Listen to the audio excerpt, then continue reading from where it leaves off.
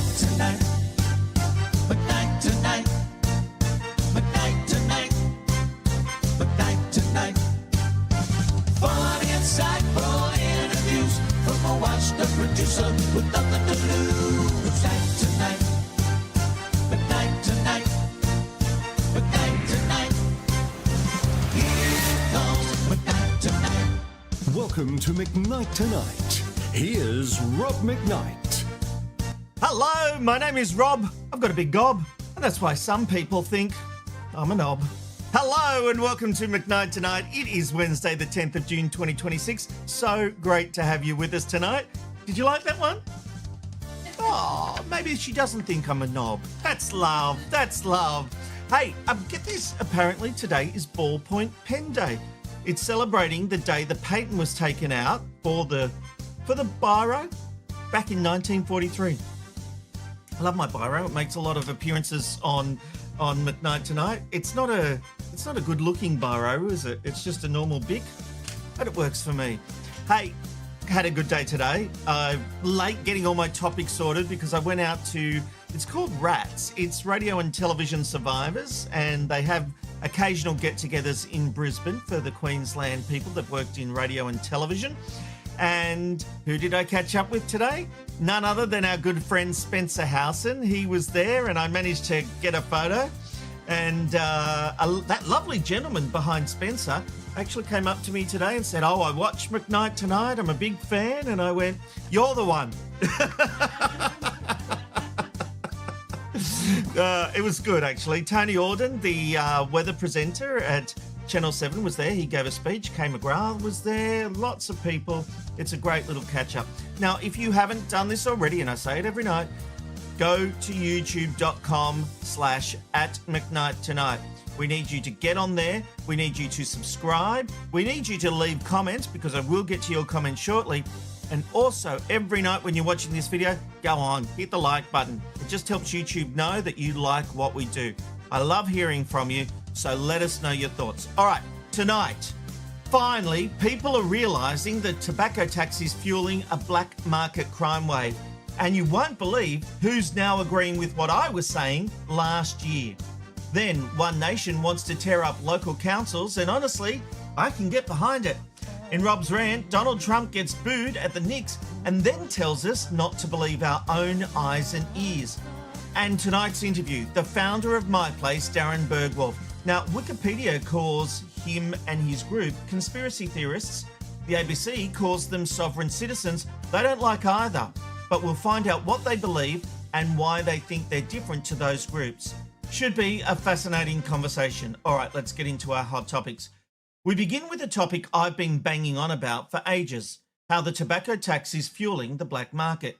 It's common knowledge gangs are running rampant, supplying illegal products to everyday consumers who simply can't afford to pay full price, thanks to the tax added by the federal government.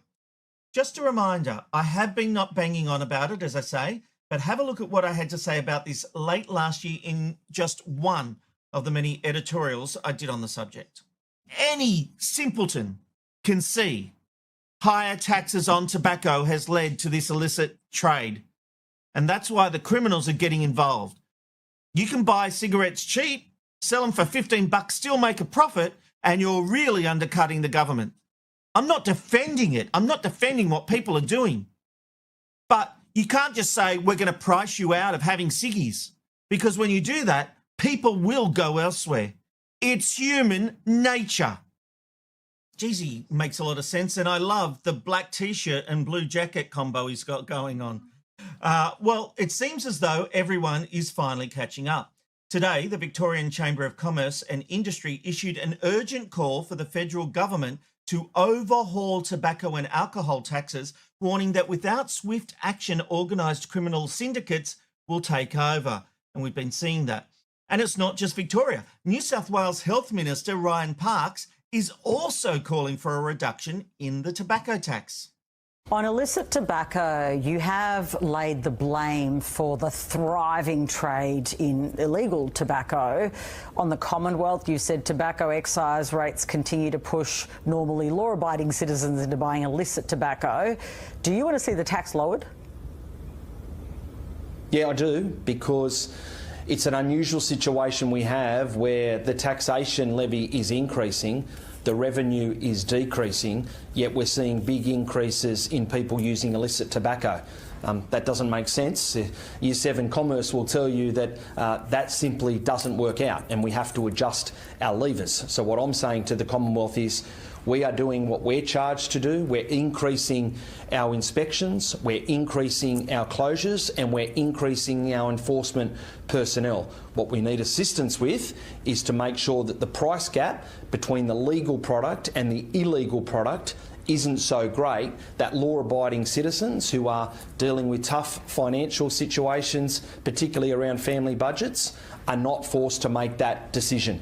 The Commonwealth Government, as you know, believes that that wouldn't work, that it wouldn't suddenly mean people buy legal tobacco. How much do you think it should be cut by? Well, look, I'll let Treasury modellers work through that, but what I know is at a situation where we are now, where the product, PK, can be somewhat of a difference of about 3 or 4 times, i.e. a legal product can be, say, $10 to $15 a packet, and a legal product can be sort of anywhere between around $50 and $60.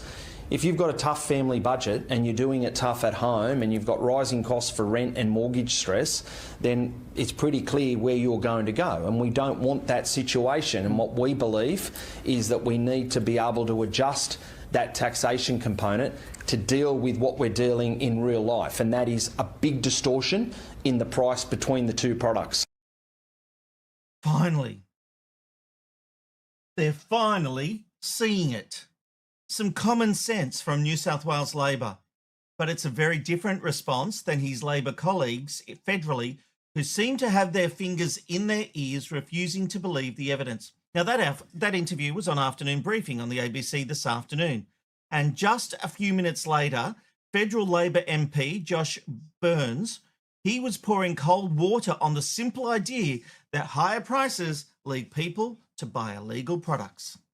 No matter how much we reduce the price of legal tobacco, unless we also tackle the fact that there is an oversupply of illegal tobacco in our country, it's not going to have the impact that Dave says it will. So I think that this is a serious conversation. Dave's right to say that our revenue from tobacco levies has gone down and that smoking rates have gone up.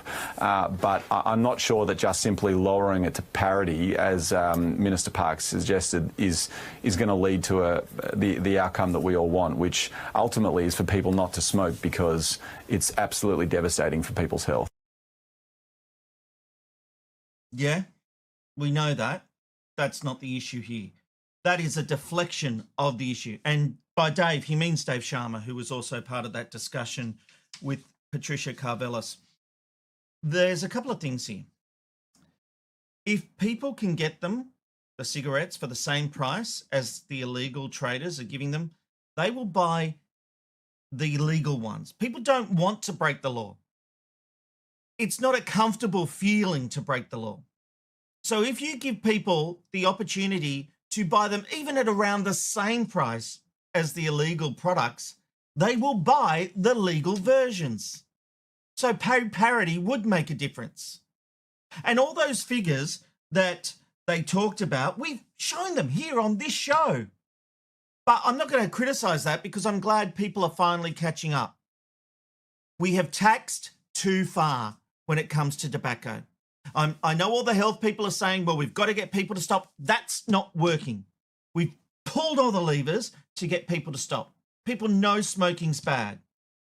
But you are fueling gangs by forcing people to buy illegal products. That is the big issue we have right now. They are filling that hole because people are looking elsewhere, because you just made it too expensive. You got to that point and you kept pushing, and you expected everyone to go, all right. People are addicted to this stuff. We know it's not good for them, but they do it for whatever reason. You can't tax them out of it. That's when they turn to illegal ciggies. I mean, this is so basic. Why was I talking about this 6 months ago when people are just catching up? I really do feel like Rob Stradamus. And it's annoying. Here comes McKnight tonight. Do you agree? Maybe you don't. Let me know. YouTube.com/@McKnight tonight. This is not an echo chamber. You don't always have to agree with me. In fact, I like it when you don't, because we can have a little bit of a chat about it. You can try and prove me wrong. Maybe you'll do that on this one.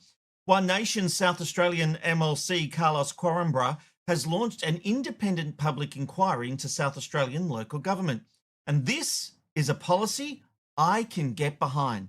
The party is set to tackle local council waste, bureaucracy and power grabs in what is being called an unconventional bid to fix a sector branded rotten to the core. Quaresma has told the Advertiser there should be a myriad of efficiencies that councils should be presenting, but all I'm seeing is that this isn't happening. Look, it's a start. I like the idea that he's tackling the problem that is local councils. Personally, I'd be getting rid of them altogether. I think local councils are the biggest waste of money. We could save millions, hundreds of millions if we got rid of them and just had government departments running local councils. We just need them to take the bins away, fix the roads, put parks in, infrastructure. Really, what else do we need local councils to do? And I know there's a lot of people who say to me, oh, get rid of the state councils, keep the local councils. I disagree. State councils serve a purpose. State governments serve a purpose. You know, there is reason to look after the state. Local councils are run by just about anybody. And I see live streams where they're arguing about the most stupid things, and I know that can happen in all levels of government. But at local council, it gets stupid at times. I really would be happy to see local councils go. You can show your support for the show by buying me a coffee. Just go to buymeacoffee.com/McKnight tonight. Every bit helps keep this show from our garage going. Here comes McKnight tonight. Now, before I get to Rob's rant, I've got a prediction. Robstradamus is coming again. I have a feeling we're about to get an announcement that Kyle Sandilands has done a deal with ARN to drop the case, his unfair dismissal. I don't know anything. I haven't heard from sources, but the evidence that he is meant to supply to court has been pushed back twice. And ARN have, from what I can tell, not had any objections. Now, I did try to ring Michael Burns today. He just got back from overseas, and I didn't catch him in time for tonight's show. And he will probably tell me, oh, no, this is just usually what happens, Rob. Evidence gets pushed back all the time. It's not a big deal, because I wanted to run this theory by him. But I don't know. You know, we saw a report in news.com.au today that Kyle's keen to be able to move on to the next thing because he's out of the spotlight. And that I do know is true. I do know that is true. And it would help ARN to have it all settled so that they can move forward. The share prices dropped dramatically. There are good reasons for both parties to come to the table and do a deal. And I reckon we're on the verge. Let's see. I've got it on tape now. I wonder what I'd do. If I was right, do you reckon we'd play this? Probably, but I don't think you'll play it if you're wrong. No, we'll just ignore it. Pretend it never happened. Time for Rob's rant.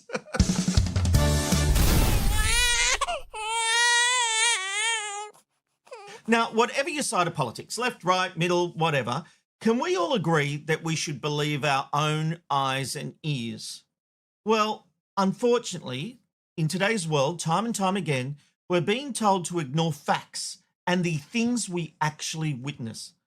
Take what happened at Game 3 yesterday when President Donald Trump attended the Knicks games. Now, this might shock anyone who actually knows me, but I did watch the game. It was on Disney, and so I took a look.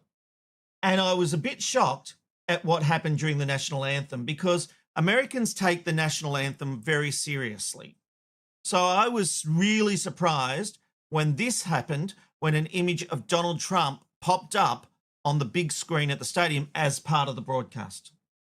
Oh, say, can you see by the dawn's early light what so proudly we held at the twilight's last cars gleaming, whose broad stripes and bright stars through the perilous fight.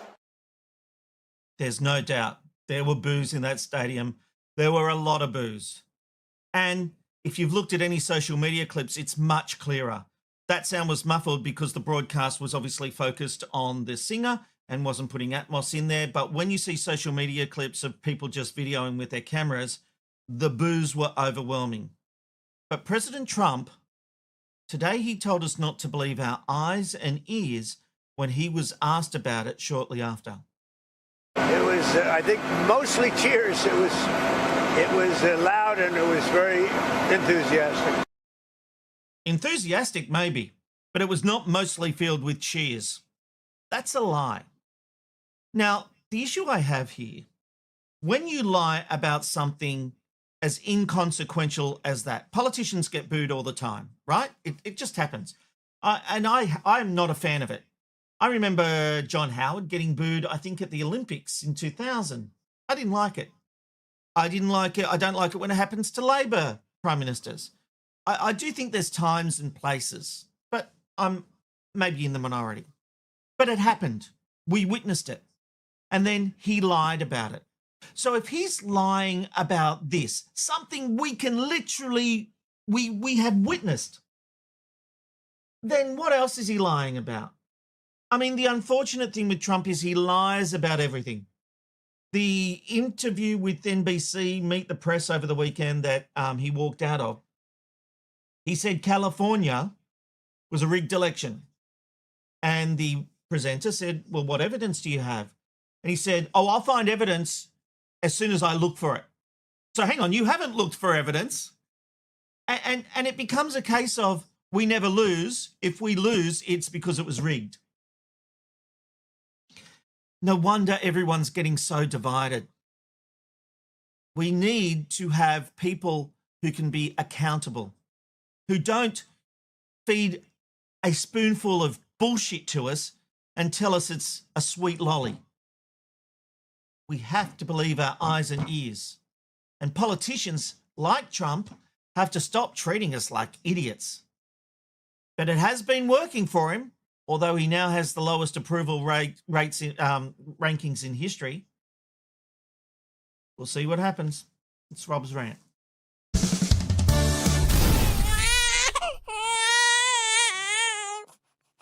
A lot to come up on tonight's edition of McKnight Tonight. I'm going to look at why people are moving away from the mainstream. We're seeing a lot of people gravitate towards One Nation because they are disillusioned with politics. Why are there so many people in this country wanting to move away from government and hold other beliefs? Now, with my guest tonight, he doesn't like the term sovereign citizen, so I won't be using that. But I'll also be asking him what is the difference between what he believes and a sovereign citizen, and how do I describe, because we all love descriptors, right? And I want to be, I want to do the right thing by my guest.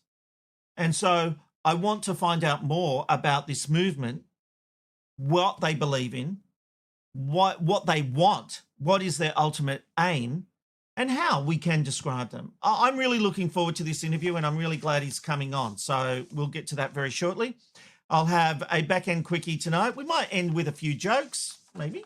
But there'll be plenty more right after your feedback and a random live shot of the day. It's the random live shot of the day. Where are you going today? You never know where you'll end up with the random live shot of the day. And it is time for our random live shot of the day. And where's the music? There it is. We love a bit of music on McKnight Tonight. And tonight, we're crossing live to London. That is the River Thames, shot from the South Bank near London Bridge. Now, that camera is hosted by the Golden Hind, a full-scale reconstruction of Sir Francis Drake's 16th century galleon, docked right there on the riverbank. Now, Drake was quite the character. Explorer, privateer, slave trader, and the second person ever to circumnavigate the globe. Now, Queen Elizabeth, she first knighted him on the deck of the original Golden Hind in 1581. But the Spanish, they had a different view. They called him El Dreca, and King Philip II of Spain reportedly put a bounty on his head of around 20,000 ducats. That's about $7 million in today's money. Not bad for a pirate. It is 11:20 in the morning right now. They are heading for a high of 16 degrees, and as the temperature forecast says, mostly cloudy. So it got it right. We like that. All right, that is our random live shot of the day. Let's take a look at some feedback coming through to McKnight tonight. We've got this one from Own You're Crazy. Has everybody liked the video yet? It's a bloody good question. I hope you have. Thank you for the plug, Own You're Crazy. Hoggy says, is tonight the drinking night? No, it's not Tipsy Thursday, Hoggy. Although, if you want to have a Wino Wednesday, you can do that. Although Matthew says, it can be for you, but tomorrow is Rob's. I did have a quiet drink at the event I went to today. Jeanette says, oh, it is Wino Wednesday for me. I'm having a Scottish Magnum whiskey cream. It's like Irish Baileys, but much smoother. Oh, fabulous, Jeanette. Enjoy that. Matthew says, Mitsubishi makes the best pens. What, the car maker? Okay, I'll look into that one. Captain_Glenn says, ballpoint pen day. Rob, you're drawing attention. Ink it till you make it. We should have saved that one for the jokes at the end with our back-end quickie. Own You're Crazy says, it's been over 10,000 days since I quit smoking. Wow, good on you, Own You're Crazy. Full congratulations to that on that one. We've got this one from Jeanette. Rob Stradamus. She likes it. Thank you, Jeanette. I like it too. Beck says tobacco should be banned. Well, that's an option, but basically at the moment it's legal. So, you know.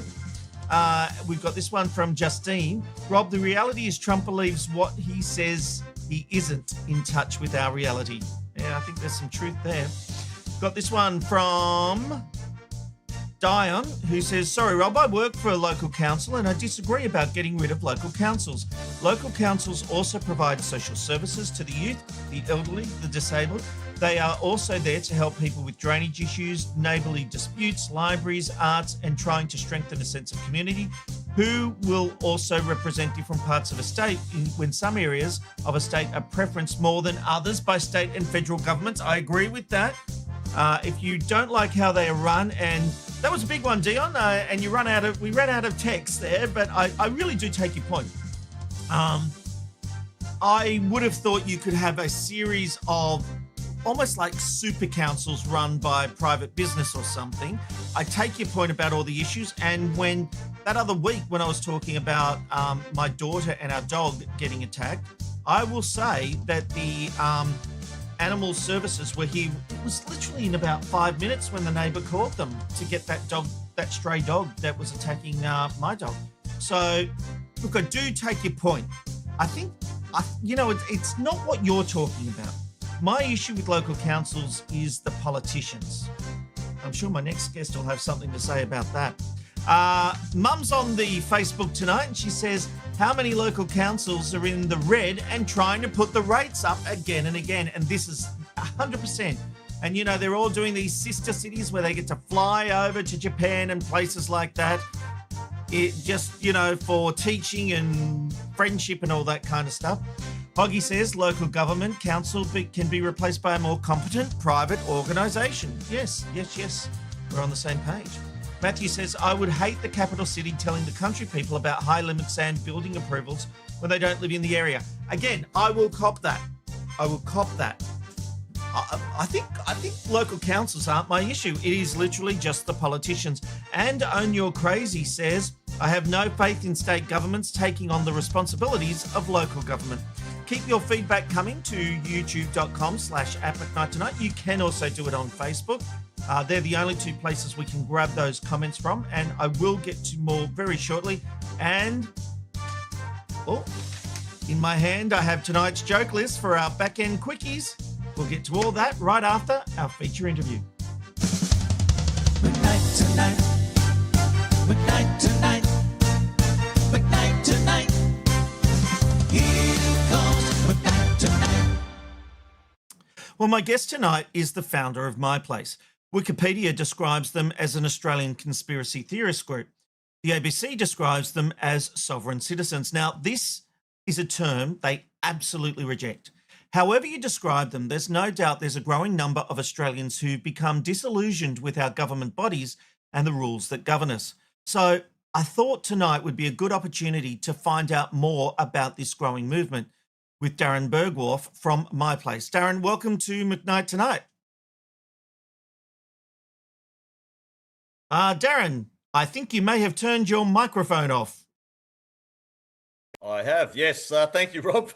Thanks for inviting me onto your program, and I'm happy to be here and talk some truth. Oh, well, let's see. Now, look, our original reason for inviting you onto the show is because Jill, our producer, her and I were talking about sovereign citizens, and it was an issue I was keen to explore. Again, I as I just said, I know you take exception to that term. Why is that? And can you explain the difference between your movement and that term? Yeah, that term is only used by morons, to be frank. It is an oxymoron. It's an oxymoron. You cannot, there's a legal maxim that you cannot join two things that are not the same. And to be sovereign and to be a citizen are poles apart. They're polar opposites. So yeah, I get that. That's a fair point. We don't identify as sovereign citizens. We're truth seekers. We are the silent majority that's silent no more. And we're about to set this country awake on a level that people won't be able to comprehend with the corruption and the fraudulent system that we're kind of stuck in. Okay, I want to get to that, but I also want to ask, when we see video of a person being pulled over by the police and they're saying you don't have the legal right to do all that, what is the term we use for those people? We love terms, we love a collective. How do we describe those people, and do you see yourself in that group? They're pioneers. They're learning there's a difference between lawful and legal. And the legal system, in a lot of people's perceptions, is not a lawful system. And statutes and acts are not lawful. And we are discovering and educating ourselves on what is true law. Where does law come from? Now, one person doesn't determine a group, but we have people like Desi Freeman, who obviously went to extremes. He killed police. Do people like you allegedly support? Well, he wasn't in a group. He wasn't in a group. It was interesting you used the term allegedly then. Well, there's been no court case. There's been nothing put forward. It's all. If that was to be run in a court case, that would be at the moment would be hearsay. Yeah, it has to be proven in a court of law. I 100% accept that. But do you support, if he was found to have taken this action, do you support that kind of action when you're standing up to so-called oppressors, or however you see the government? No, not at all. We are a peaceful movement. 100% we're a peaceful movement, and we're here to facilitate and educate not only our community, but the people that are in positions of trust, that have a fiduciary duty to do the best thing by the people, and they're simply not. They're not doing that. Now, I'd go through the list of things that I understand that you guys are talking about. 5G is one of them, and my wife Amanda, who switches this show, is doing a building biology course and seeing the evidence of what Wi-Fi does and 5G, and we turn our Wi-Fi off at night. So there are things that you're looking at, including the COVID response, how we treated that, and these are legitimate concerns becoming part of the mainstream. But do you think all your views are mainstream? Because I think you go a lot further than those kind of ideas. Look, I do go a lot further because I'm sick of playing politics and beating around the bush. So my language is very strong. My opinion is very strong, and I call a spade a spade. So there's no grey area to me. The way I see it, in my opinion, the whole system is an organised crime syndicate, and that's just black and white for me. There's no rule of law in this country whatsoever.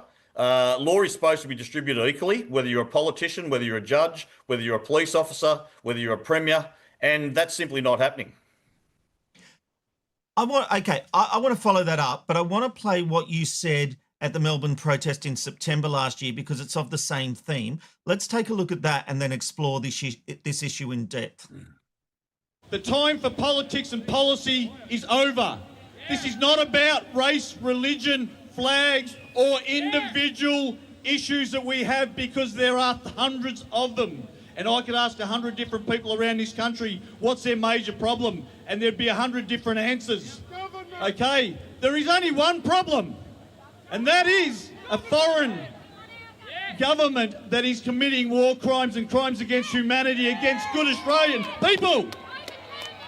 And it is time that we focus all of our attention not on the semantics of flags, religions, race, and all the arguments between each other, and come together as one people with the one common problem, and that is a criminal government.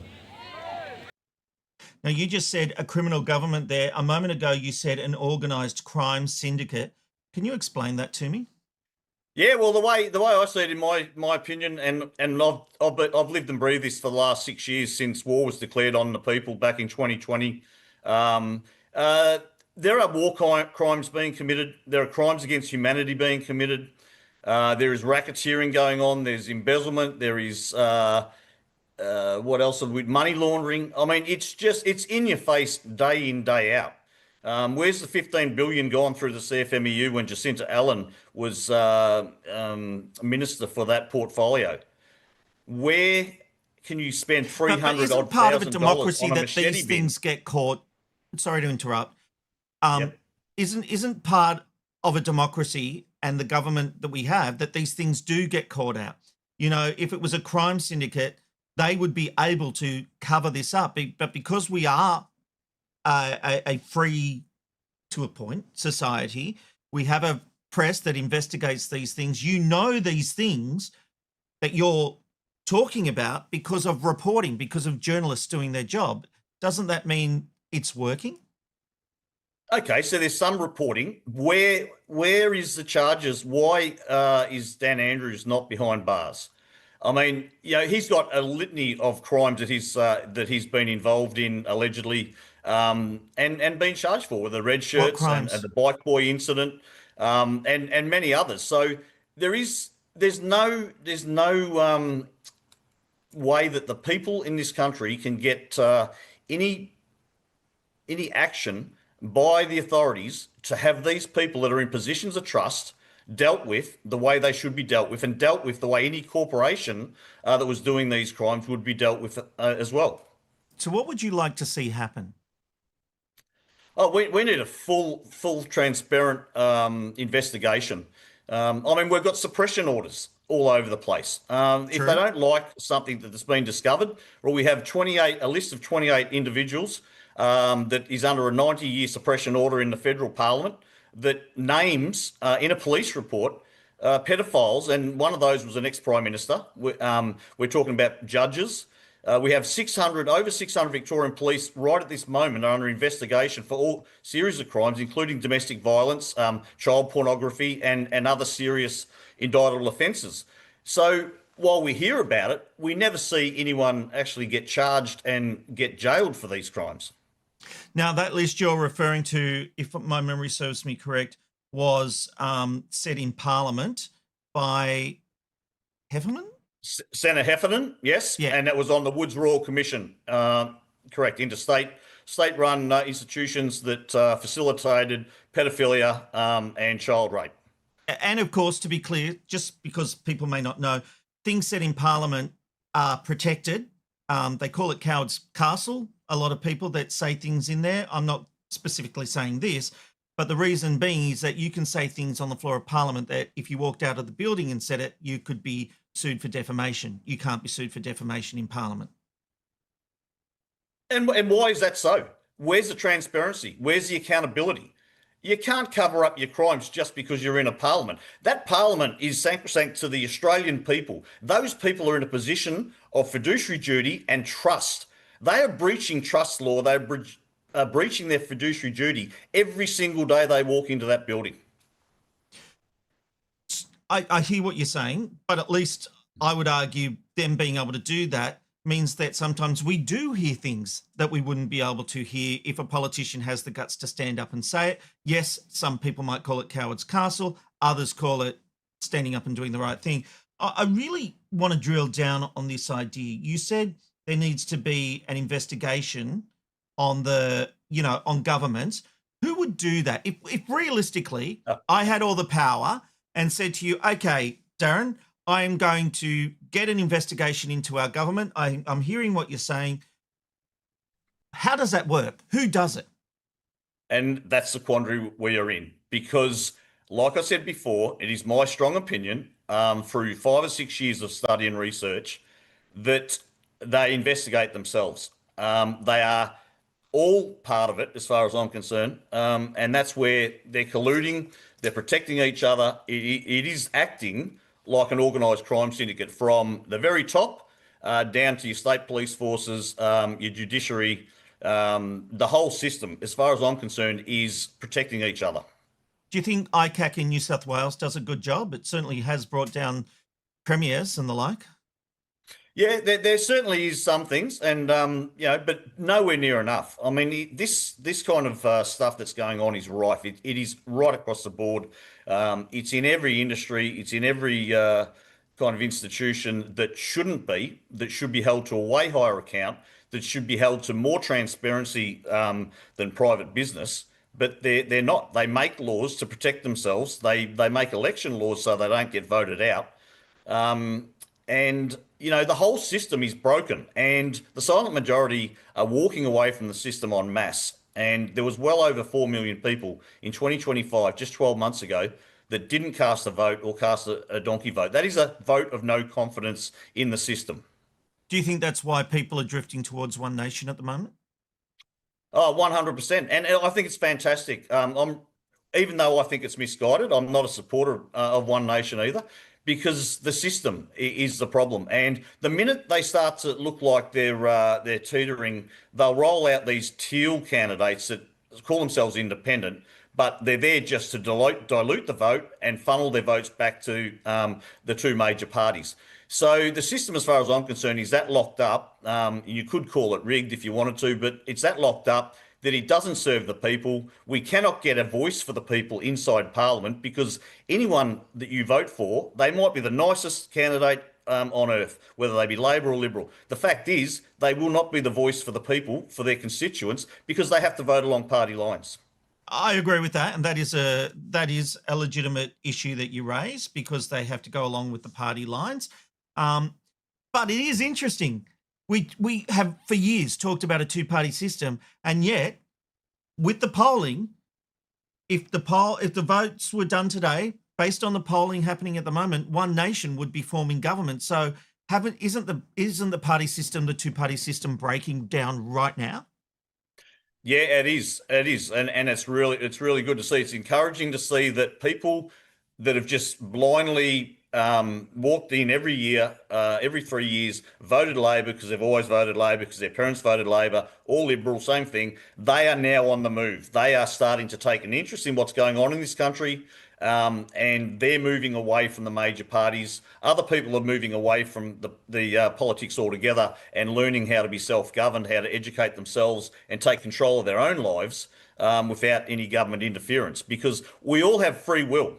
And if you go right back to where law comes from, which is our creator, and we were born with free dominion over the land. We were born with free will, where no man can make a law or tell another man what to do. And I'm only using that as mankind. So we have got into such a disgusting state, and we've allowed this to happen. I've allowed it to happen, and I feel it's my duty for my kids and my grandkids that I actually start to turn this ship around and get some common sense back into this country, and get some patriotism back in this country. We've had government after government ever since Don Chipp tried to keep the bastards on us 50 years ago. Liberal Labor have sold off our assets. It's now a national security issue. Our ports are foreign owned. Our airports are foreign run. Our water and our electricity grids, our farmland, our mines. I mean, it is actually that would to me amount, in my opinion, to an act of treason against the people. Let me ask you this. We currently, and I think there's actually a lot of validity in some of the things you're saying. Our governments don't always serve the interest of the people. There's a lot of self-serving interests taking part. I don't think we're as bad as what's happening in America at the moment, but it absolutely does happen. But we live in a society governed by a set of rules that we've all sort of agreed to. Now, we may not agree with every rule that's out there, you know, like there may be things we don't like, but doesn't it give us a separation from when we were born in mankind, we could be attacked by anyone.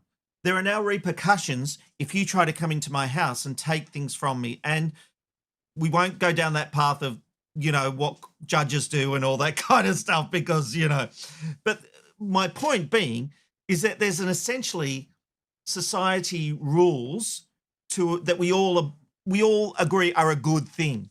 So if you turn your back on governments, I'm just trying to work out what the alternative is. Well, it's basically, and this is going to take a bit of time. We're all growing into different people. So the way that we've lived the last 50 years, the way I see it, isn't the way I'm going to live the next 30 or 40, whatever I may have left. And we are all becoming a more moral, with more integrity, cause no loss, do no harm. And we are starting to self-govern.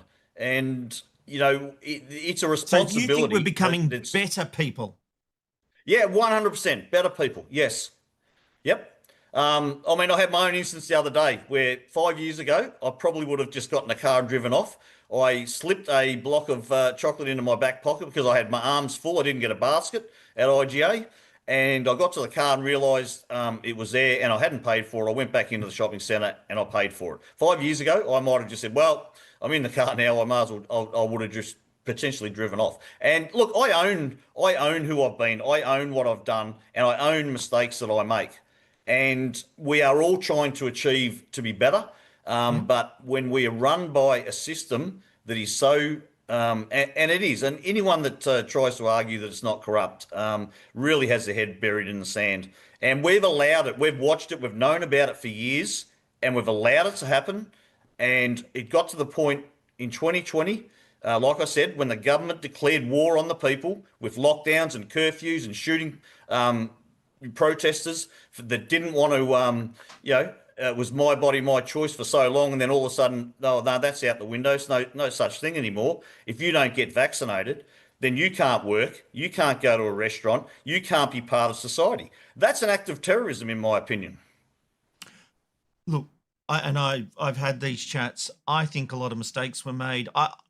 Here's the difference, I think, between you and I, though. I do think people in power were trying to do what they thought was the right thing. Now, was it the right thing? Questionable. I don't think it was right to force everyone to put something in their body that they didn't want to put in, something that was new, and that they basically said, you can't be part of society unless you put that in you. So, but was it terrorism? That's where I think it crosses a line for me. Okay, what you need to do is maybe go and do some research in the 1995 Crimes Act, what the element for terrorism is. Okay, and it clearly defines in that act that what they did at 11 o'clock every morning, Dan Andrews and Brett Sutton stood there. They terrorised the Australian people, right? They scared the hell out of them. And we knew before this so-called worst virus since the Spanish flu, we knew it was a load of crap. All right, it was a scam-demic, and we knew that. And the people in power, the way I see it, that I classify them three ways. They're fully complicit in the criminality, they're absolutely ignorant to what's going on, or they know what's going on and they're too cowardly to have their voice heard and speak the truth. Now, either one of those three, if you're in public office and you fit into one of those categories, you should never, ever ever hold public office ever again. Well, that's the power of the vote, isn't it? The people decide. Well, it's not, because you've got no one to vote for. You can't get into the system, right? They tell you who your Labor candidate is. They tell you who your Liberal candidate is. They funnel all the votes through the preferential voting system that go straight back to them all the time. So they keep control. I'm still, if you take COVID out of it and we move, you say we're becoming better people, and that it almost sounded to me like you were saying we self-govern. I think you actually used that term, actually. Correct me if I'm wrong. So is your suggestion that we don't have any government? No, that's never going to happen. It'll be a long time down the track. There has to be a transition. But people should be left alone to their own devices to live their life happily, go about their business and get on with their life without so much government overreach. And one of my favourite sayings that I got off the Eureka Stockade flag actually is when tyranny becomes law, resistance becomes duty.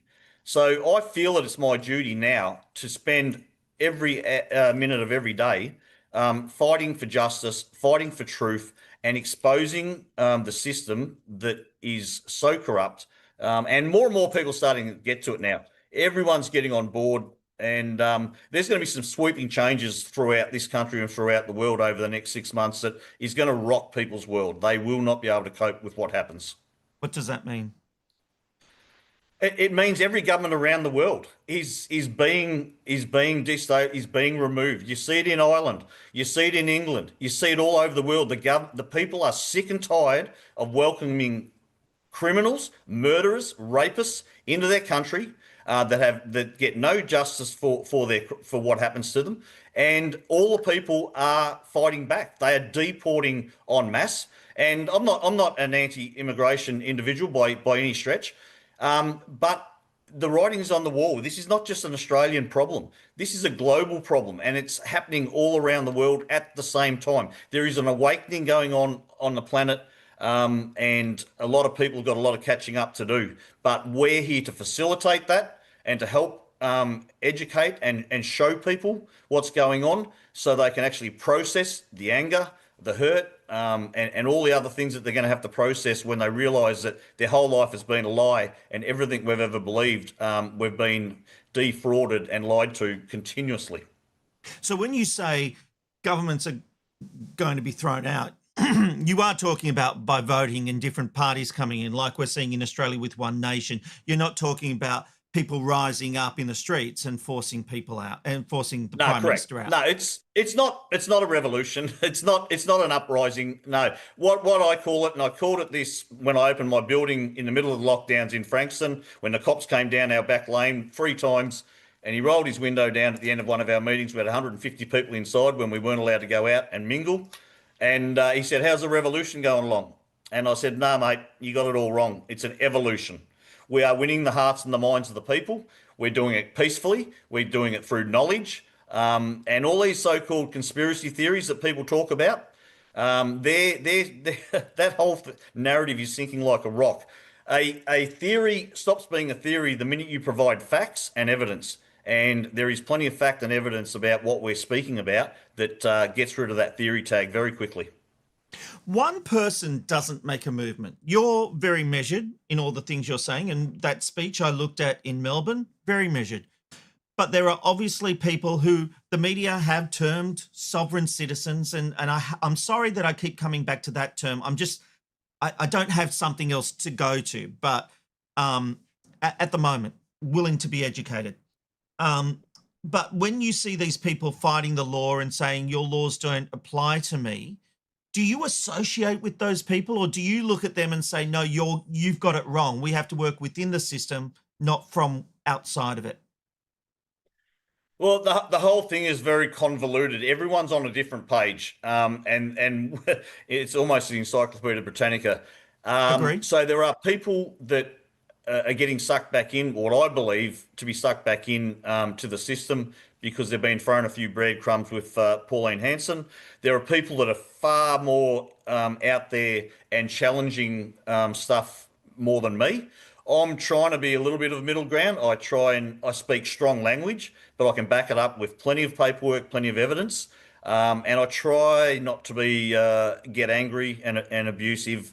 And that's just something I've got to work on because it's innate in me. I've always been a brawler, a fighter. I'm a tradie. I grew up. I was on the streets when I was 16. So I've lived a full life. And I'm an adrenaline junkie. I'm passionate and I'm proud. And when I get my teeth into something, and I won't let go of it. And this is one of those things that it consumes me. I spend 8 or 10 hours a day talking on the phone. A lot of days, I'm meeting new connections all the time that are very high level. I used to say at the start, I always seemed to organise these meetings of minds, and I was always the dumbest one in the room. And I'm just a sponge, so I'm absorbing so much information, and I've upskilled and elevated my level of knowledge in the last 3 or 4 years, which is just it's been vertical. Do you ever accept that maybe sometimes you get it wrong? 100%. Yes. Yep.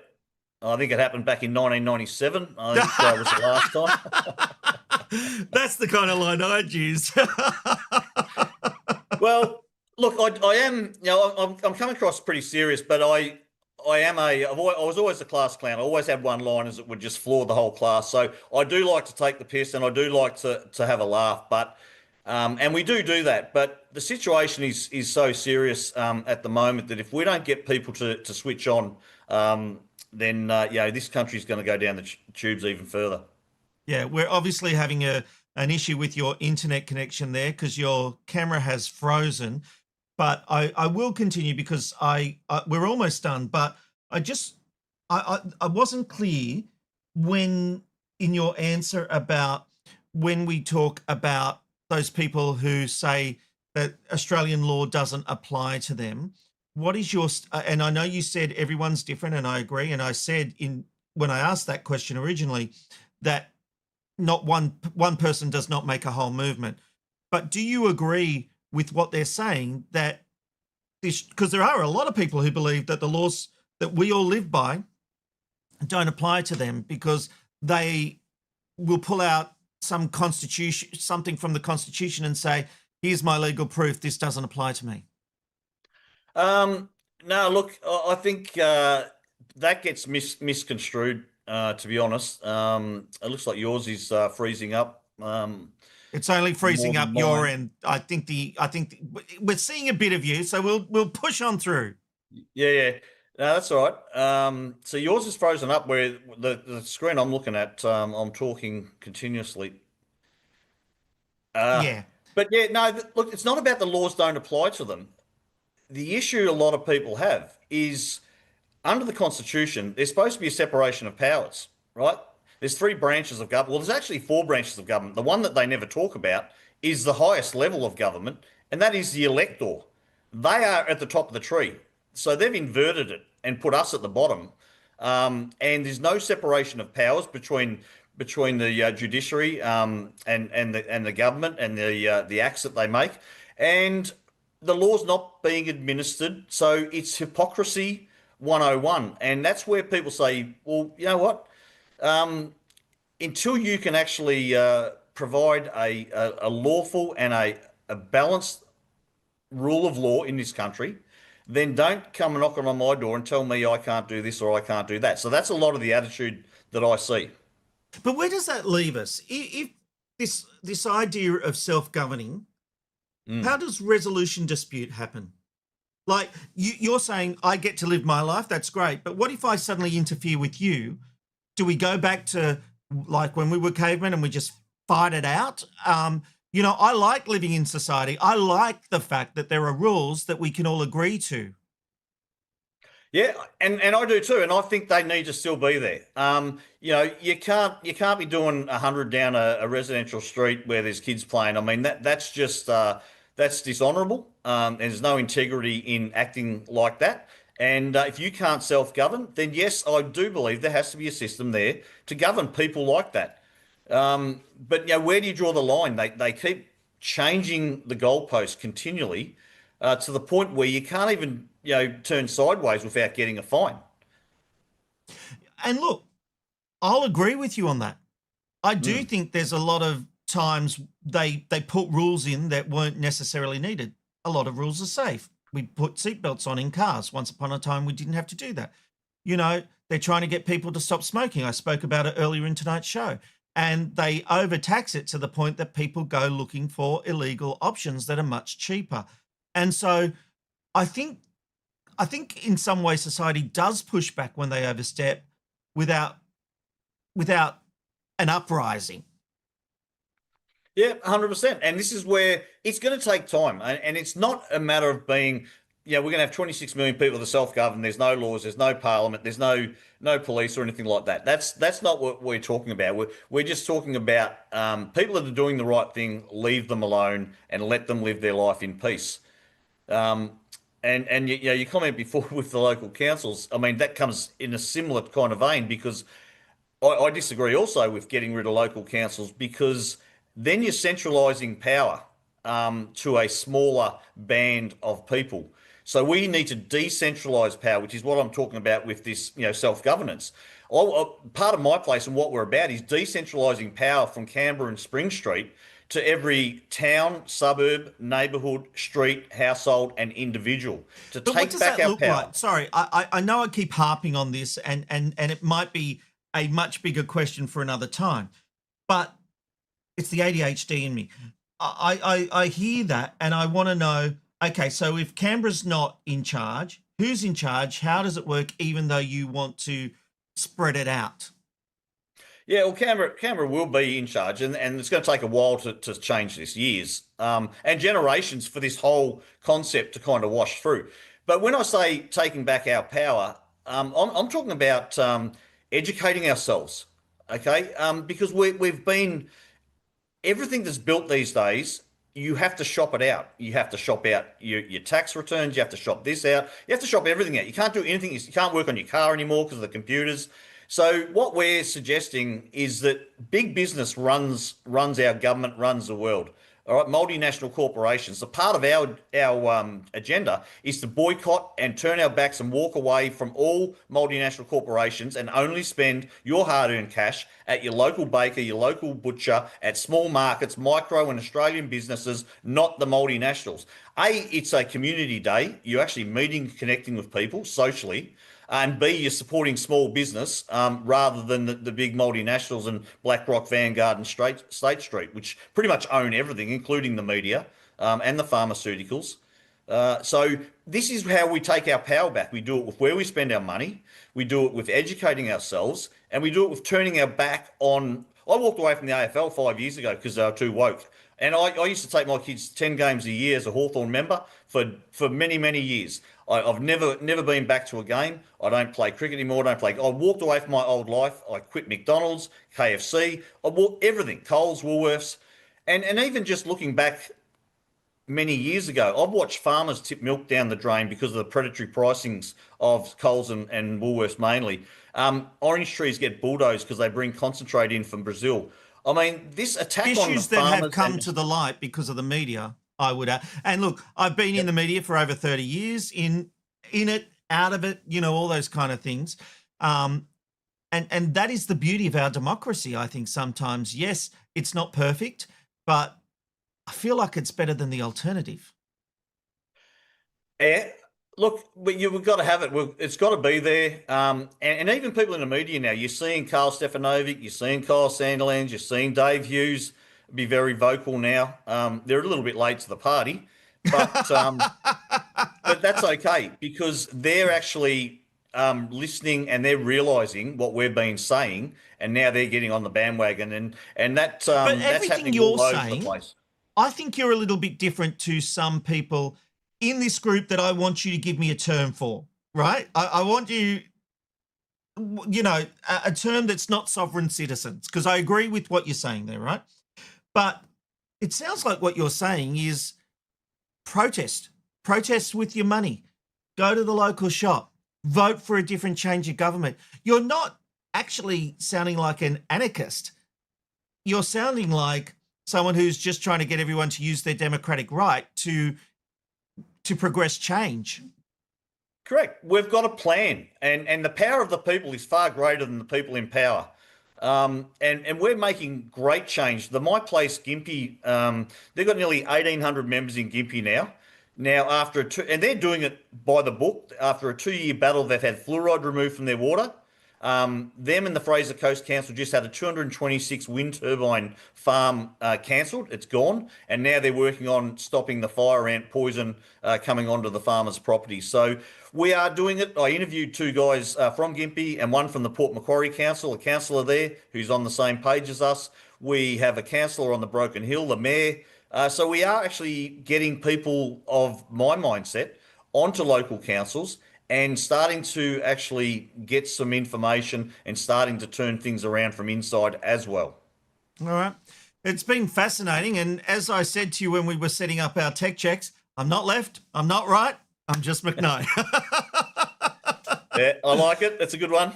And I always appreciate a good chat. So, Darren, from My Place, thank you very much for joining us on McKnight tonight. I genuinely do appreciate it.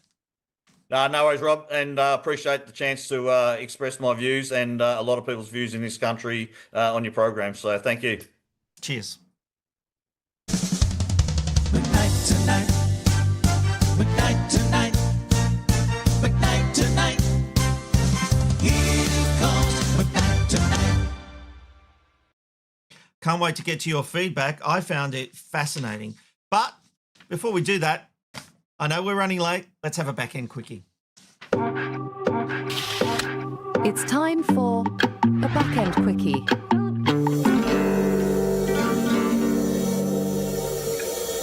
Bloody own you're crazy. It's been an hour. Hard rap. We'll do a quick few jokes. People get upset when I don't keep the regular sections. All right. So we're doing jokes tonight. If you see cows sleeping in a field, doesn't that mean it's past your bedtime? Past your bedtime? Yeah. Maybe I should have hard rapped. I would tell you a construction joke, but I'm still working on it. Rest in peace, Boiling Water. You will be missed. I lost my wife's audiobook the other day. Now I'll never hear the end of it. Oh, that one got a laugh. To everyone who's ever said my procrastination would hold me back from my true potential, just you wait.